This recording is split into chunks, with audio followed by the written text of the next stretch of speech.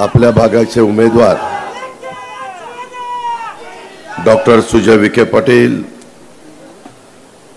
विधिमंडळातील माझे सहकारी राम शिंदे, बाळासाहेब नाटा, राजेंद्र नागोडे, उमेश पाटील, दत्ताजी पानसरे, मंगलदास बांदल, अंबादास पिसाळ, राजेंद्र गुंड, स्वप्नील देसाई, बाळासाहेब शिंदे, संतोष धुमाळ, शेखर खारमुरे, बापूसाहेब नेटके, महेश निमोणकर, दत्ता कदम, सूरज रसाळ, नानासाहेब निकत, अशोक जायभाय, प्रवीण गुले, सचिन गायवळ, डॉक्टर शबनम इनामदार, सुनील यादव, संध्या सोनवणे, आबा डोंबरे, अलाउद्दीन काझी, बापूसाहेब गायकवाड, भगवानराव मुरुमकर, तुषार पवार, काकासाहेब तापकीर, शरद नवले, अंकुश यादव, काकासाहेब दांडे, सचिन पोटरे, धनुभाऊ मोरे, विक्रमराजे भोसले, शहाजीराजे भोसले, विनोद दळवी, प्रकाश शिंदे, सोमनाथ शिंदे, राहुल गांगर्डे, निळकंठ शिर्के, पप्पू दोदाड, काका ढेरे, अशोक खेडकर, अजय काशीत, संजय भन्नुमय, संजय सुद्रिक,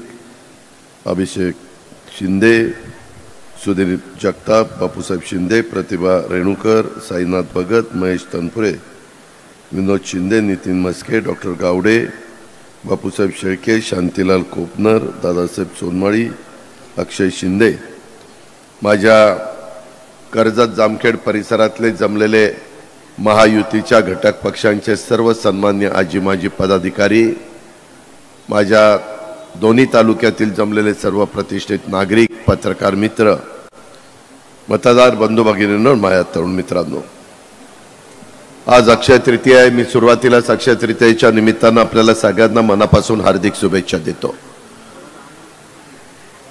आपल्या अहिल्यानगर लोकसभेचे उमेदवार सुजय विखेंनी मला सांगितलेलं होतं की दादा 2 सभा मला तुम्ही द्याच, एक कर्जतला द्या, एक पारनेरला द्या.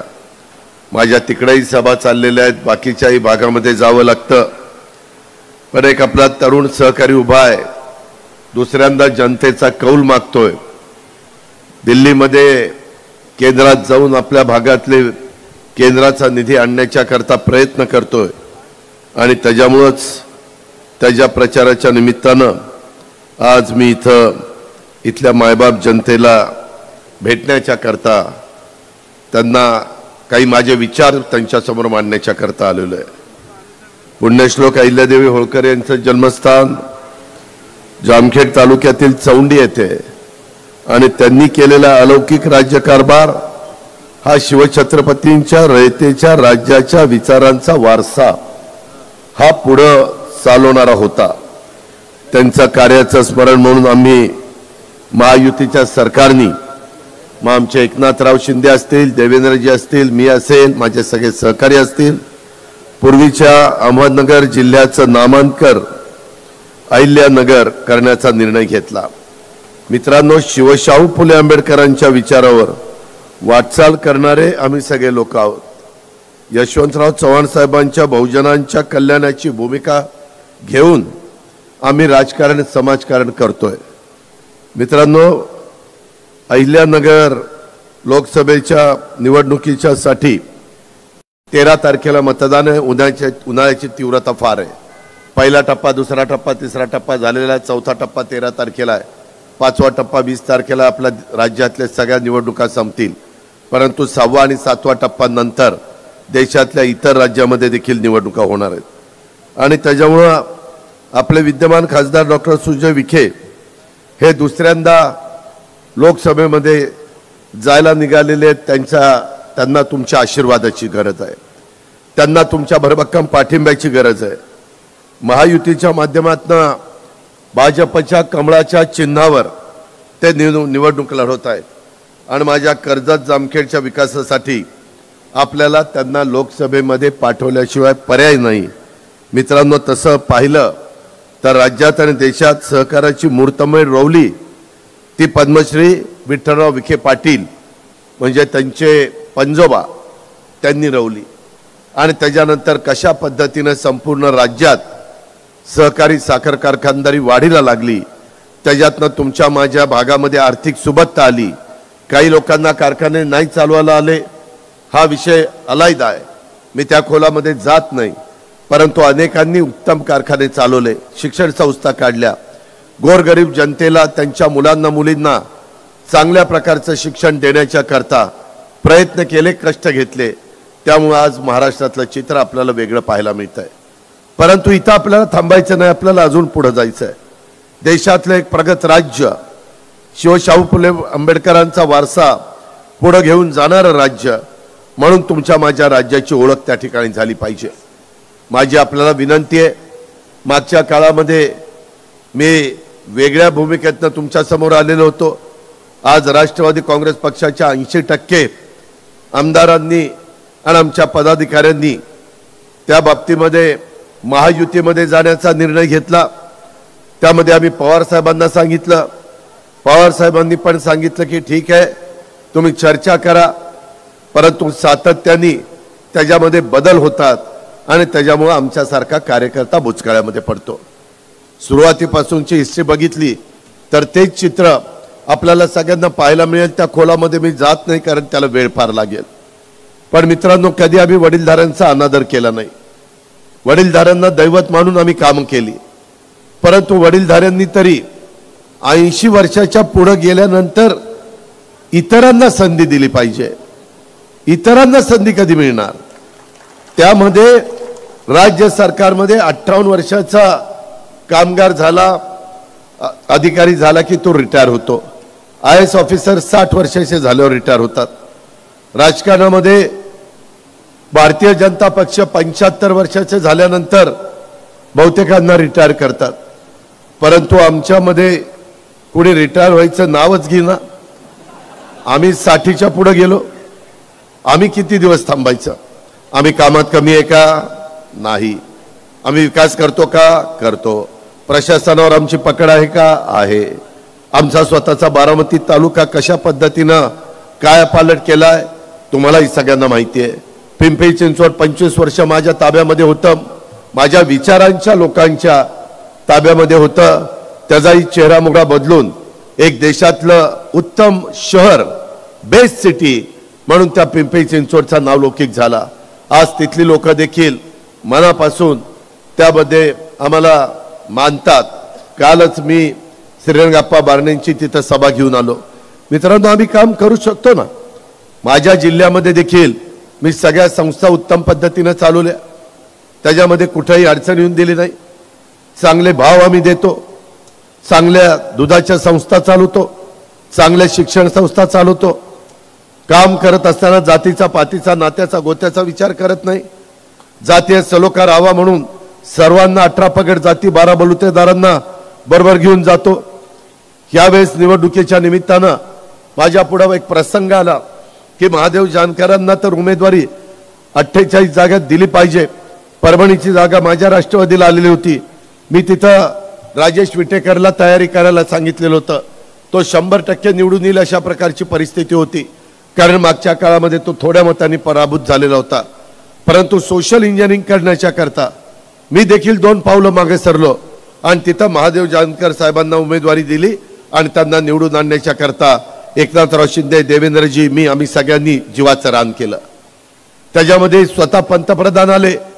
पंतप्रधानांनी सांगितलं हा माझा धाकटा भाऊ आहे म्हणजे महादेव जानकर, आणि त्यांनी सांगितलं की त्यांना निवडून द्या. शेवटी मित्रांनो, सर्वांना बरोबर घेऊन गेलं पाहिजे. ठराविक लोकांची मक्तेदारी नाहीये. ठराविक लोकांनीच राजकारण करावं असं कुठं लिहिलेलं नाहीये. आणि त्याच्यामुळं माझं आपल्याला सगळ्यांना सांगणं आहे की या भागामध्ये देखील एक चांगला विधानसभा मतदारसंघ या नात्याने मी या परिसरामध्ये थोडासा माझा संबंध आला. जगदंबा सहकारी साखर कारखान्याच्या निमित्तानं तो कारखाना विक्रीला निघाला. बाळासाहेब कुठे बसले? तर कुठे बसले?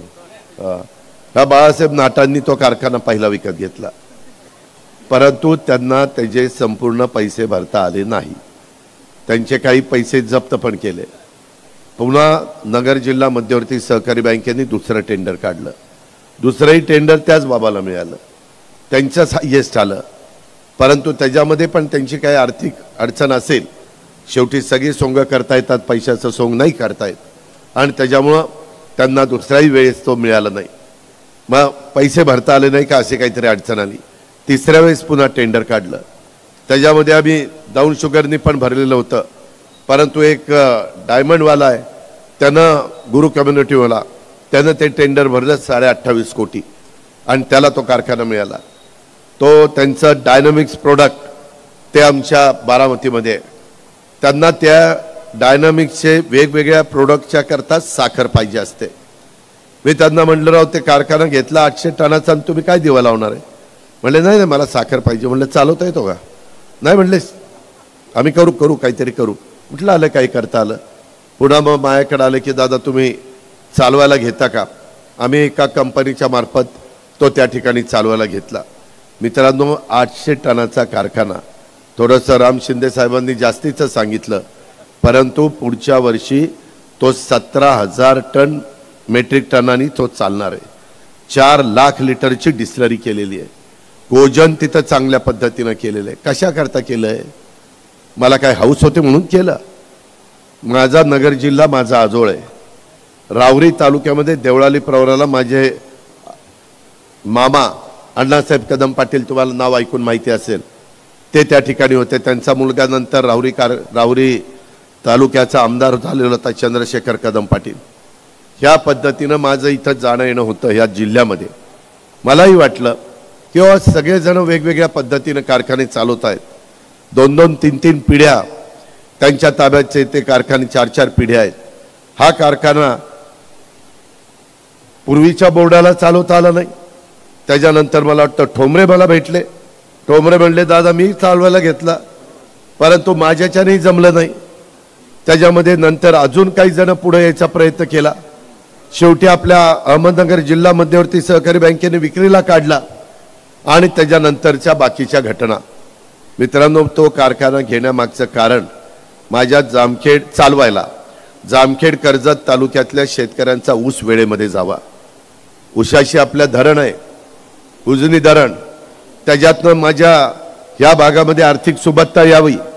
लोकांनी त्याच्यातनं चांगल्या पद्धतीनं नवीन टेक्नॉलॉजीचा वापर करून कमी पाण्यामध्ये ठिबकच्या द्वारे त्याच्यातनं पिकं काढावी ही माझ्यासारख्याची भावना. आणि त्याच्यातनं तिथं सुधारणा करत गेलो. लोकांनाही विश्वास बसत गेला. असा आपला एकच मी सगळ्यांना जाहीरपणे सांगतो, कुणीही कुठल्याही शेतकऱ्यांनी खरा काटा असतो खरा त्या काट्यावर वजन करावं. नंतर अंबालिकाला यावं. वजन जर बदललं तर नावाचा अजित पवार सांगणार नाही. कारण माझ्या शेतकऱ्यांनी कष्टाने पिकवलेला ऊस ह्याचं वजन ॲक्युरेट आलंच पाहिजे. त्याला वेळेमध्ये पैसे मिळालेच पाहिजे. त्याला चांगला दर मिळालाच पाहिजे. त्याच्या समस्या सुटल्याच पाहिजे. आणि त्याच्यानंतर सरकारमध्ये देखील असल्यामुळं वेगवेगळ्या पद्धतीनं कुकडीचं पाणी घोडचं पाणी माझं उजनीचं पाणी याच्यामध्ये काय करता येईल. यंदा मित्रांनो राम शिंदे आणि या सगळ्या मंडळींना माहिती आहे हर्षवर्धन पाटील आणि माझ्या अनेक वर्ष आम्ही एकमेकाच्या विरोधामध्ये. यावेळेस हर्षवर्धन पाटील, दत्ता भरणे, अजित पवार, राहुल कुल, रमेश थोरात, विजय शिवथरे आम्ही सगळे एकत्र आलो. आम्ही सत्तेकरता एकत्र आलो नाही. त्या भागातला शेतीचा आणि पाण्याचा प्रश्न सोडवण्याच्या करता आम्हाला ते करण्याशिवाय गत्यंतर नव्हतं. मित्रांनो काही काही ठिकाणी बेरजेचं राजकारण करायचं असतं. माझ्या इथं 3 पिढ्या काकडे मंडळी आणि आमचा विरोध आजोबांपासून चुलत्या वडिलांच्या पासून आमच्यापर्यंत मी सगळा तो विरोध मावळला, त्याच्यामध्ये कमी केला. आणि आम्ही सगळे सतीश काकडे आम्ही एकत्र मिळून काम करतो. शेवटी कशा करता भांडायचं. इथं विकासाच्या बद्दल बोलायच्या ऐवजी प्रत्येक जण येऊन आपलंच कसं पुढे रेटता येईल ते रेटायचा प्रयत्न करायचा. हे असं राजकारण होत नाही. माझी कर्जतकरांना जामखेडकरांना विनंती आहे की एकंदरीत यंदा उजनी धरण कमी भरलं. वास्तविक उजनीची फ्लॅगची उंची मी त्या काळात मंत्री असताना वाढवली. 100% धरण भरत नाही, आता 114% भरतं. कुणालाही जाऊन विचारा. 14% पाणी जास्त बसतं. केव्हा धरण भरेल तेव्हा. आता मात्र यंदा पाणी कमी होतं, खाली पाणी द्यावं लागतं. मित्रांनो भिगवणवरून खेडला येणारा जो ब्रिज आहे त्या ब्रिजच्या ठिकाणी थोडीशी त्यातल्या त्यात धरणाचा एकंदरीत व्याप बघता रुंदी कमी आहे, तिथं माझ्या मनात आलेले बॅरेज टाकायचा. मी तशा पद्धतीने बॅरेजेस तापी नदीवर टाकलेत, मांजरा नदीवर टाकलेत, गोदावरी नदीवर टाकलेत. अतिशय चांगल्या पद्धतीने बॅरेज कुणीही जाऊन बघावं. माझ्या नांदेडला शेवटचा बाबळी बॅरेज तो पण त्या ठिकाणी कोर्टामध्ये मॅटर चालू असताना पण आम्ही टाकला. विलासराव देशमुख मुख्यमंत्री होते, मी त्या खात्याचा मंत्री होतो. शेवटी आम्ही कामाची माणसं आहोत. आम्ही राजकारण रोज उठसूट करत नाही. आम्ही सकाळी 6ला कामाला सुरुवात करतो, 6ला कामाला सुरुवात करतो, 5ला उठतो. एक दिवस नाही, रोजचा दिवस आहे. का तर आम्हाला काम करायला आवडतं. आणि त्याच्यातून पूर्वीचा असणारा राजेंद्रला विचारा, हे पण येत होता, बाकीचे पण सहकारी येत होते. बाळासाहेबांनी पण बघितलंय, अनेकांनी ते पूर्वीची तिथली परिस्थिती बघितली. आता तिथं कशा पद्धतीनं नंदनवन झालंय बघा. कुणीतरी जीव ओतून काम करावं लागतं, त्यावेळेस तिथलं चित्र बदलतं. नुसतं ढगात गोळ्या मारून काही होत नाही, भाषणं करून काही होत नाही. तेवढ्यापुरतं ऐकायला बरं वाटतं, परंतु त्याच्यातनं तुमच्या रोजीरोटीचा प्रश्न सुटत नाही. आणि म्हणून मला ह्यावेळेस तिथं बॅरेज करायचा. एकनाथराव शिंदे अशा कामाला मदत करतात, देवेंद्रजी असल्या कामाला मदत करतात, कारण जलसंपदा खातं त्यांच्याकडे आहे. अजित पवारकडे अर्थ खातं आहे. ह्या कामाच्या करता जलसंपदा, अर्थ आणि शेवटची सही मुख्यमंत्र्यांची लागती. आमच्या तिघांचं एकंदरीत चांगले सूर जोडलेले. त्याच्यामध्ये सर्वसामान्य माणसांचा विकास, हे सरकार तुमचं आहे. हे सरकार राज्य शासन आपल्या दारी कार्यक्रम राबवणार आहे. आणि त्याकरता तो बॅरेज केल्यानंतर माझा जो वरचा भाग आहे, त्या वरच्या भागामध्ये पाणी खाली खाली जायला लागल्यानंतर राहत नाही. 114% भरल्यानंतर गेट टाकायची आणि वरचं पाणी वरच्या भागात राहील, खालचं पाणी खालच्या लोकांना मिळेल. आज जे बांबोऱ्याला किंवा माझ्या कर्जतच्या बॅकवॉटरला झटका बसलाय, माझ्या दौंड तालुक्याला झटका बसलाय, माझ्या काही इंदापूर तालुक्याला झटका बसलाय, तो बसता कामा नाही. आज लोकांना वाटतं वरनं पाणी सोडावं, भामा आसखेडचं पाणी सोडलं, टेलपर्यंत आलंच नाही, त्याच्यामध्ये मधीच आटलं, मधीच बंधारे झालेले आहेत. ह्यामध्ये काही बदल करावे लागणार आहेत. आम्ही यावेळेस का महायुतीचे खासदार जास्तीत जास्त महाराष्ट्रात निवडून जावेत असा विचार करतो. त्याचं कारण आम्हाला मोठ्या प्रमाणावर केंद्रातनं निधी आणायचा आहे. मुळशीचं पाणी मला पुणेकरांना प्यायला द्यायचं आहे. आणि खडकवासला, वरसगाव, पानशेत ह्याच्यामधलं पाणी आम्हाला शेतकऱ्यांना शेतीच्या करता दौंड तालुका, बारामती, इंदापूर, पुरंदर, हवेली त्या तालुक्याच्या करता द्यायचं आहे. उद्या त्यांचं भागलं तर त्याच्यामध्ये इतरांना पण त्याची मदत होणार आहे. मित्रांनो, कुकडीच्या बद्दल पण आमचा अभ्यास चाललाय, अभ्यास केलाय. तिकडं पलीकडं पश्चिमेकडे पडणारं पाणी पूर्वेकडे कसं वळवता येईल, पश्चिमेकडे पडून ते समुद्राला जातं. आता नवीन नवीन वेगवेगळ्या पद्धतीनं पंप निघालेत. कर्जतकरांनो, तुमचा विश्वास बसणार नाही. मी काही माझ्या अधिकाऱ्यांना आचारसंहितेच्या आधी पाठवलेलं होतं. तेलंगणामध्ये पंप किती हॉर्सपॉवरचे आहेत? 2 लाख हॉर्सपॉवरचे आहेत, 1 लाख हॉर्सपॉवरचे आहेत. अहो, तुमच्याकडे 5ची, 10ची, 15ची, 20ची, 25ची मोटर असेल तर किती पाणी मारती? 2 लाख हॉर्सपॉवर म्हणजे विचार करा, एका दिवसाला 3 TMC पाणी उचलतात. म्हणजे एक खडकवासला धरण भरेल एवढं पाणी एका दिवसात उचलतात. अशी किमया तिथल्या मुख्यमंत्र्यांनी, सरकारने केलेली आहे. आम्ही त्याही गोष्टीचा विचार करतोय. आपल्याला तेवढे मोठे पंप लागणार नाही. आणि आपल्या भागामध्ये पाणी आणण्याच्या दृष्टिकोनातनं आपल्याला तिथं काही ठिकाणी बोगदे काढायचे, त्याला टनेल आपण म्हणतो. काही बाबतीमध्ये आपल्याला वरच्याही भागातल्या लोकांना नाराज न करता, कारण त्यांच्या जमीन जुमला, घरं दारं पाण्यामध्ये गेली, तेव्हा कुकडीची 5 धरणं झालेली आहेत, तेव्हा खाली पाणी येतं. ती लोक म्हणतात की आमच्या बापदादाच्या जमिनी तर अशाच गेल्या, त्यावेळेस एवढे पैसे मिळत नव्हते, आता 4पट पैसे मिळतात, त्याच्यावर लोक थोडी समाधानी आहेत. आता मला एक कागद राम शिंदे साहेबांनी दाखवला, त्याच्यामध्ये MIDC मध्ये तर एक पण मायचा लाल माझ्या कर्जतचा मला वाचायला मिळाला नाही. सगळे बाहेरचेच लोक आहेत आणि ते आपल्याकडं एक प्रोजेक्ट होऊ पाहतोय आणि त्याच्यातनं ते स्वतः करोडपती व्हायचा प्रयत्न करतात. असं कसं चालेल? आम्ही पण 30-35 वर्ष राजकारण करतोय. आम्ही पण बारामतीमध्ये एमआयडीसी केली, इतर भागात इंदापूरला एमआयडीसी केली, कुरकुमला एमआयडीसी केली, वेगवेगळ्या भागामध्ये आम्ही पण एमआयडीसी केल्या. शब्द दिलाय, आम्ही जसं बोलतो तसं वागतो, परंतु आम्ही त्याच्यात राजकारण करत नाही. माझी तुम्हाला विनंती आहे, मागच्या वेळेस मी तुम्हाला सगळ्यांना जो उमेदवार दिला तो उमेदवार माझ्याच घरातला होता. मी म्हणलं बाबा त्याला उभं राहायचंय, जिल्ह्यामध्ये मी आहे, सगळ्यांनी जिल्ह्यात उभं राहून कसं चालेल. त्यानं हडपसरला उभं राहायचं ठरवलेलं होतं, त्याची सासूरवाडी तिथे. म्हणलं सासऱ्याची मतं मिळतील, बाकीचं काय होईल. शेवटी जनतेची मतं मिळावी लागतात. पाहुण्या रावळ्याची मतं मिळून राजकारण घडत नाही. शेवटचा माणूस 18 पगड जाती 12 बलुतेदारांची मतं मिळाल्यानंतर आपण निवडून येत असतो. आणि मग त्याच्यातनं नंतर कर्जत तालुका निवडला गेला. इथं ऊसाचं पण क्षेत्र वाढत होतं, आम्हा लोकांचं काम पण होतं. मित्रांनो, या भागामध्ये मी सरकारमध्ये गेल्यापासून अनेक प्रकारचे रस्ते राजेंद्र झाले की नाही, पहिल्या काळातले आणि नंतरच्या काळात प्रचंड रस्ते केले. त्यामध्ये रवींद्र चव्हाण असतील, बाकीचे माझे सहकारी असतील, सगळ्यांची मदत, अशोक चव्हाण असतील, सगळ्यांची मदत घेतली. कारण दळणवळण चांगल्या पद्धतीने झाल्याशिवाय खऱ्या अर्थाने तिथं कायापालट होऊ शकत नाही. मित्रांनो, बरेच जण माझ्या पुणे जिल्ह्यातनं येऊन माझ्या कर्जत तालुक्याच्या परिसरामध्ये जमिनी घेत आहेत, फळबागा लावतायत, शेततळी करतायत, त्याच्यामध्ये शेतीवाडी करण्याचा प्रयत्न करतायत. माझी कर्जतकरांना, जामखेडकरांना हात जोडून विनंती आहे, आपल्या बाप दादाच्या जमिनी दुसऱ्याच्यामध्ये घालू नका. आपल्या पुढच्या पिढीच्या करता ठेवा. नाहीतर लोक म्हणतील आमच्या बापानी होतं नव्हतं तेवढं घालवलं, आता आम्हाला कुठंतरी चक्रा मारायला लावल्यात. ही वेळ तुमच्या मुलांच्यावर, तुमच्या नातवंडांच्यावर, तुमच्या पतवंडांच्यावर येऊन देता कामा नये.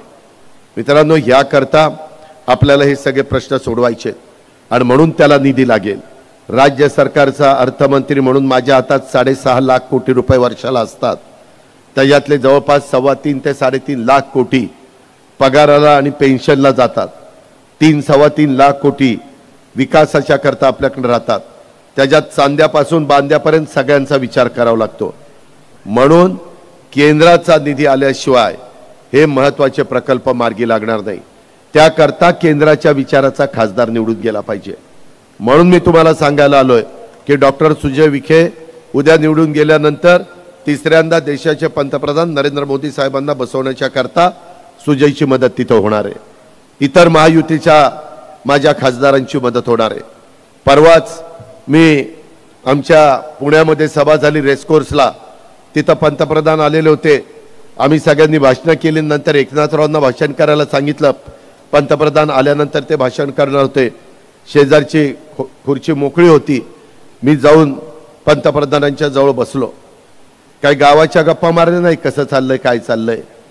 त्याच्यामध्ये त्यांना सांगितलं, साहेब आमच्या नगर जिल्ह्यात, आमच्या पुणे जिल्ह्यामध्ये, आमच्या सोलापूर जिल्ह्यामध्ये पाण्याची फार कमतरता आहे. आमचा शेतकरी बहादर आहे, त्याला जर त्याच्या शिवारात पाणी दिलं तर काही सोनं पिकवण्याची त्याची ताकद आहे. फक्त त्याला पाणी मिळालं पाहिजे, त्याच्या शिवाराला पाणी दिलं गेलं पाहिजे. आणि मी अर्थमंत्री म्हणून गेले 7-8 वर्ष काम करतोय, परंतु माझ्या एकट्या राज्य सरकारच्या निधीतनं ही कामं होणार नाही. त्याकरता तुमचा निधी आम्हाला लागेल, तुमचा पाठिंबा आम्हाला लागेल, तुमचं सहकार्य आम्हाला लागेल. काही बाबतीमध्ये इतर काही लोकांशी चर्चा करावी लागणार आहे. टाटा धरण ब्रिटिशांच्या काळात झालंय. टाटाला विनंती करून त्यांना पर्यायी वीज कुठनं तरी द्यावी लागेल आणि त्या बदल्यात ते पाणी घ्यावं लागेल. पूर्वीच्या काळामध्ये पाण्यापासून वीज तयार करणं सोपं वाटायचं, परंतु आता त्या पाण्यापासून वीज करण्यापेक्षा ते पाणी माझ्या आया बहिणींना प्यायला, माझ्या त्या ठिकाणी जनतेला प्यायला आणि माझ्या शेतकऱ्यांना शेतीला हे दिलं गेलं पाहिजे. आणि हे देत असताना माझी दुसरी एक अडचण आहे की आमच्या इथं कांदा पिकवणारा शेतकरी माझ्या पुणे जिल्ह्यात, नाशिक जिल्ह्यात, नगर जिल्ह्यात मोठ्या प्रमाणावर आहे. दुष्काळी भागामध्ये माझे शेतकरी पाणी असलं तर कांदा घेतात. कांदा निर्यात बंदी केलेली आहे, त्यामुळं आमच्यामध्ये नाराजी आहे. ते म्हणतात तुम्ही ज्या महायुतीच्या सरकारमध्ये त्याच्यामध्ये केंद्रात त्यांच्याच विचाराचं सरकार आहे. का नाही सांगत तुम्ही पंतप्रधानांना? पंतप्रधानांनी ऐकलं, ते म्हणले ठीक आहे, मला ग्राहकाचा पण विचार करावा लागतो, परंतु आता शेतकऱ्यांच्या करता आपण निर्णय घेऊ. आणि मित्रांनो, 8 दिवसात त्यांनी कांदा निर्यात बंदीला परवानगी दिली. आता भाव पण कांद्याचे बऱ्यापैकी त्या ठिकाणी वाढले. वेगवेगळ्या पिकांना मदत करण्याची भूमिका ही मोदी साहेबांची आहे. जिथं केंद्र सरकार कमी पडतं तिथं आम्ही धावून जातो. आज तुमचा दुधाचा व्यवसाय, दुधाच्या व्यवसायाला भाव पडले, आम्ही 5 रुपये लिटरला द्यायचं गाईच्या दुधाला ठरवलं. आज ते पैसे तुम्हाला मिळायला लागले. मला सुजयनी सांगितलं, मला काही शेतकरी भेटले की दादा ते ऑनलाईन करावं लागतं, जरा किचकट आहे, आम्ही दूध घालतो परंतु आमचे पैसे काहींचे आले नाही. घाबरू नका, उद्याची आचारसंहिता संपू द्या. तुमचं ज्यांचं दूध राज्य सरकारला गेलेलं आहे त्यांचा पै न पै आम्ही महायुतीचं सरकार तुमच्या अकाउंटला त्या ठिकाणी टाकू. एक पैसा कुणाचा बुडवणार नाही, कारण ते काम आम्हा चौघांच्या हातात आहे.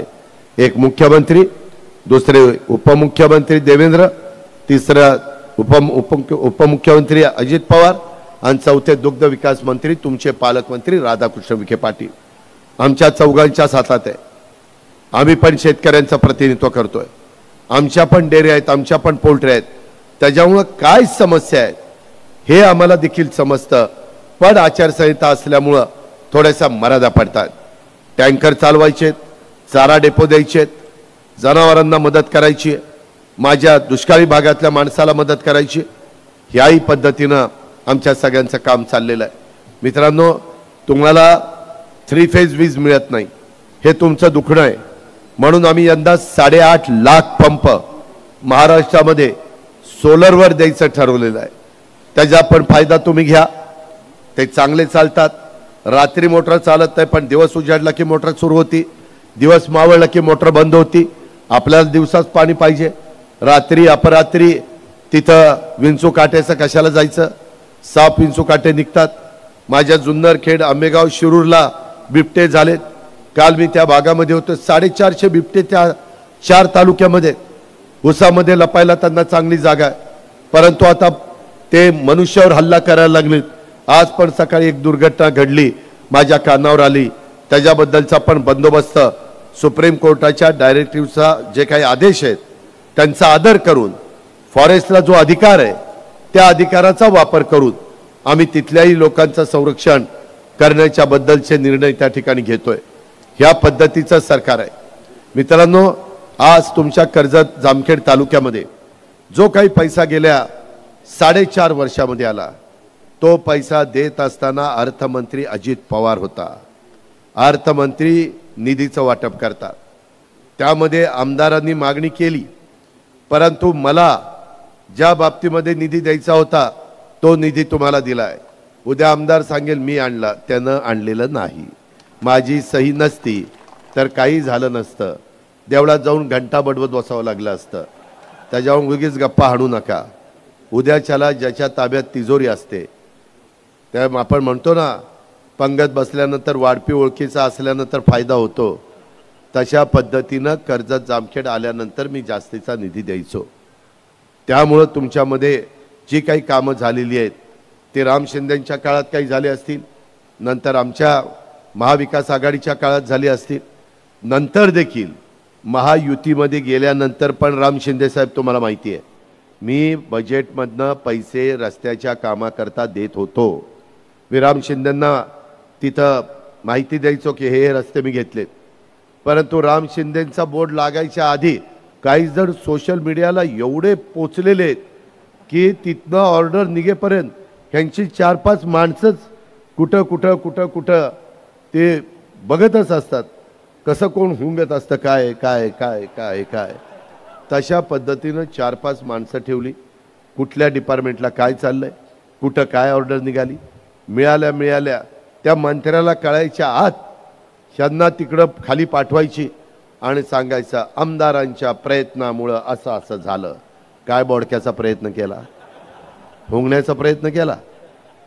हे राजकारण, मला हे असलं, मी फार स्पष्ट बोलणारा कार्यकर्ता आहे. त्याच्यामध्ये जे मी केलंय ते मी केलंय, जे मी नाही केलं ते नाही केलंय. ज्याला त्याचं क्रेडिट घ्यायला जायला पाहिजे ते गेलं पाहिजे. मित्रांनो, MIDCच्या बाबतीमध्ये तरुण तरुणींच्या भावना फार तीव्र आहेत. त्यांच्या हाताला काम दिल्याशिवाय त्यांचं उद्याचं भवितव्य उज्ज्वल होऊ शकत नाही. आणि म्हणून माझी तुम्हाला विनंती आहे की त्याही बाबतीमध्ये पाठीमागं तर महाविकास आघाडीच्या काळात सुभाष देसाई उद्योगमंत्री होते, तरी देखील 2.5 वर्षात सुभाष देसाईंच्याकडनं तुमच्या आमदाराला MIDC करता आली नाही. त्याचं उत्तर दे म्हणा. 2.5 वर्ष उद्धव ठाकरे, अजित पवार उपमुख्यमंत्री होते, परंतु जसं आमचा उदय सामंत आता इंडस्ट्री मिनिस्टर आहे तसे सुभाष देसाई होते. का नाही केली इंडस्ट्री? कुणी थांबवलं होतं? तेव्हा तर राम शिंदेचा प्रश्नच नव्हता, कारण ते विरोधी पक्षामध्ये होते. सुजयचा प्रश्न नव्हता, तोही त्या ठिकाणी विरोधी पक्षाचा खासदार होता. मग का नाही झालं? त्याचं उत्तर दिलं पाहिजे ना. मगाशी कोणतरी बोललं, मला वाटतं बाळासाहेब बोलले की दादा ते लयच बोलायला लागले. अरे काही काही जण, आम्ही राजकारणात आल्यानंतर 15 वर्ष झाली. मी 90-91ला खासदार आणि आमदार झालो, नंतर लगेच तेव्हापासून 99 पर्यंत अशा पद्धतीनं आम्ही काम करत राहिलो. आणि 2004ला 15 वर्ष झाल्यावर थोडं राज्याच्या राजकारणामध्ये लक्ष द्यायला लागलं. परंतु काहींना एवढी घाई झाली, पहिल्याच टर्मला त्यांना राज्याचा नेता व्हायचं, राज्याचा नेता. अरे बाकीकडे मागं बघ काय चाललंय काय नाही, कोण आपल्या बरोबर आहे कोण नाही. पुढं निघालं मागं सगळं मोकळं असलं तर कोणी विचारत नाही. आज माझ्याबरोबर 80% आमदार आहेत म्हणून आम्हाला काहीतरी समाजात किंमत आहे. नाहीतर तू लढ, मी कपडे सांभाळतो, काय त्याला अर्थ आहे? याला काही अर्थ नसतो. मित्रांनो, भावनिक होऊ नका. भावनिक होऊन प्रश्न सुटत नाही. आज देखील समोर सुजयचा जो उभा आहे त्यांना पण मी गेले 4.5 वर्ष निधी देण्याचं काम केलं. जो काही निधी आला त्याला आम्हीच कारणीभूत आहे. पण एकदम अचानक म्हटलं अरे चाललंय बरं, कुठं काय नादी लागतोय. नाही नाही दादा मी नाही माझ्या बायकोला बघतोय. आणि असं केलं आणि त्याला नंतर बाकीच्यांनी नादवला. ती पट्टा स्वतःच लोकसभेलाच उभा राहिला. अरे अजून पहिल्यांदा आमदार हो, 5-10 वर्ष काम कर, अनुभव घे. एकदम केंद्रातच तिथली माहिती का आपल्याला? कसं बोलायचं, काय करायचं, कसं बसायचं, कसं उठायचं, कसे मुद्दे मांडायचे. आपली झाकली मूठ 1.25 लाखाची बरी आहे, नको राहू लय घाई करू. पण नाही दादा मला जायचंच असं नसतं. शेवटी माझ्या लोकसभा मतदारसंघात आणि शिरूर लोकसभा मतदारसंघात 5-10 वर्षात केंद्राचा 1 रुपयाचा निधी आला नाही. का तर हे विरोधी पक्षाचे आमदार होते म्हणून, खासदार होते म्हणून. आपल्याला सत्ताधारी पक्षाचा खासदार निवडून द्यायचा आहे. कर्जत जामखेडकरांनो, बरेच वर्ष तुम्ही थांबला. आता फार थांबण्याचे वेळ काढण्याचा काही अर्थ नाही. 5 वर्ष वाया घालवणं म्हणजे फार मोठा काळ आहे.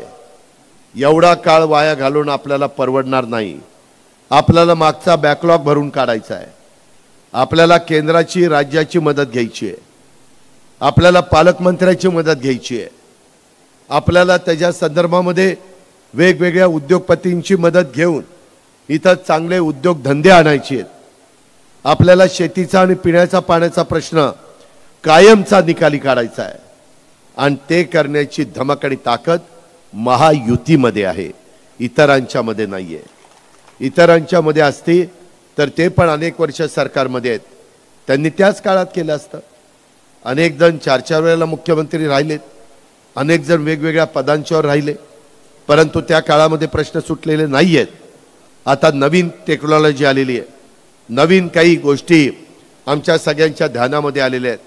त्याकरता माझी आपल्याला विनंती आहे की हे बाकीचे जे काही सांगतायत, खोटं नाटं सांगून लोकांची दिशाभूल करतायत. मगाशी सुजयनी सांगितलेली गोष्ट खरी आहे. मी ज्यावेळेस लोकांना भेटत असतो त्यावेळेस पारनेरचे 100-200 मुलं माझ्याकडे आली, तरुणी बांड. मी म्हटलं का रे पोराव? म्हणले दादा आम्हीच निलेशला आमदार केलं, जीवाचं रान केलं, परंतु निलेश आम्हाला विसरला. त्याच्यामध्ये तो विजय आवटी नगराध्यक्ष होता. तिथं 2 विजय आवटी आहेत, एक माजी आमदार एक नगराध्यक्ष. तोही मला भेटायला आला. तो म्हणला दादा काही खरं नाही, आम्ही जवळनं त्यांच्या राहिलेलो आहे. त्यांनी इतकं त्याच्याबद्दल सांगितलं की ते सांगायचं म्हटलं तर संध्याकाळ होईल. मित्रांनो, आपण उगीचच बाऊ करू नका कुठल्या गोष्टीचा.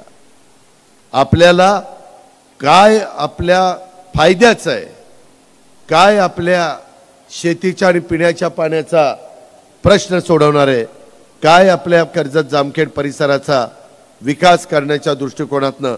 सगळीकडे 100% पाणी मिळत नाही, परंतु जिथं शक्य असेल तिथं पाणी देणं, तिथं लोकांना मदत करणं, आणि जिथं पाणी जाऊ शकत नाही तिथं MIDC करणं, तिथनं रोजगार निर्माण करणं, काही ठिकाणी सोलर पॅनल बसून तिथं सोलरमधनं वीज तयार करणं, अशा वेगवेगळ्या प्रकारच्या अनेक गोष्टी आपल्याला सगळ्यांना करता येतात.